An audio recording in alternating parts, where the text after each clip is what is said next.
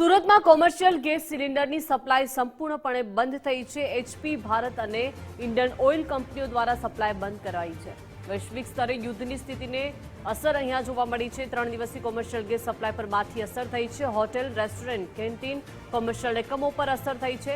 પરિસ્થિતિ વધુ વિકટ બને તો તમામને બંધ કરવાની પણ નોબત આવી શકે છે। સુરતમાં 3 કંપનીઓના 70થી વધુ ડિસ્ટ્રીબ્યુટરો છે।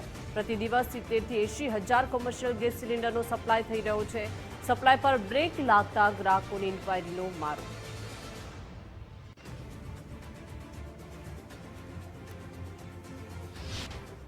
વૈશ્વિક સ્તરે હાલ ચાલી રહેલી યુદ્ધની પરિસ્થિતિની માઠી અસર ગેસ પુરવઠા ઉપર જોવા મળી રહી છે, જેમાં કોમર્શિયલ ગેસ સિલિન્ડરોની ખૂબ જ અછત વર્તાઈ રહી છે અને તેની અસરના કારણે આગામી દિવસોની અંદર પરિસ્થિતિ વધુ વિકટ બનવાની જે શક્યતાઓ છે તે હાલ સેવાઈ રહી છે। ત્યારે આપણી જોડે એલપીજી ગેસના ડિસ્ટ્રીબ્યુટર એસોસિએશનના પ્રમુખ મનીષ મહેતા આપણી જોડે ઉપસ્થિત છે। સીધી વાત કરીશું તેમના જોડે। સર, છેલ્લા કેટલાક દિવસોથી જે કોમર્શિયલ ગેસ સિલિન્ડરોની અછત વર્તાઈ રહી છે, સુરતમાં કેટલા ડિસ્ટ્રીબ્યુટર છે ને હાલની વર્તમાન સ્થિતિ શું? સુરતમાં આશરે 3 કંપનીના ગણીએ તો 70 ડિસ્ટ્રીબ્યુટર છે અને શનિવાર પછી 3 ઓઇલ કંપનીમાં HP gas, Bharat gas, Indian ત્રણેયમાં શનિવાર પછી કોઈને ડિલિવરી આપવામાં આવી નથી। ડોમેસ્ટિકની ડિલિવરી ચાલુ છે। ડોમેસ્ટિકમાં કોઈ તકલીફ નથી, ખાલી ડોમેસ્ટિકમાં 25 દિવસનો ગાળો મૂકવામાં આવ્યો છે છેલ્લી ડિલિવરીથી બુકિંગનો।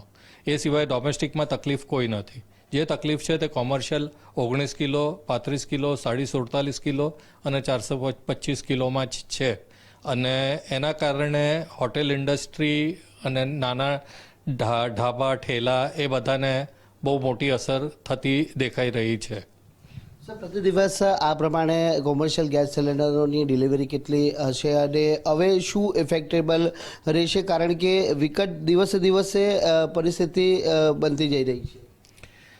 સુરત માર્કેટમાં જોઈએ તો સુરતમાં 3 કંપનીના મળીને લગભગ હું માનું ત્યાં સુધી ઓછામાં ઓછા 70-80 હજાર સિલિન્ડરોની રિક્વાયરમેન્ટ રહી છે બધા મળીને। એટલે એ બહુ મોટી રિક્વાયરમેન્ટ છે અને એ એકદમ જ બંધ થઈ ગઈ છે એટલે કોઈની પાસે સ્ટોક પણ નહીં રહેશે અને જે હશે તે આજે બધાનો સ્ટોક લગભગ પૂરો થઈ ગયો।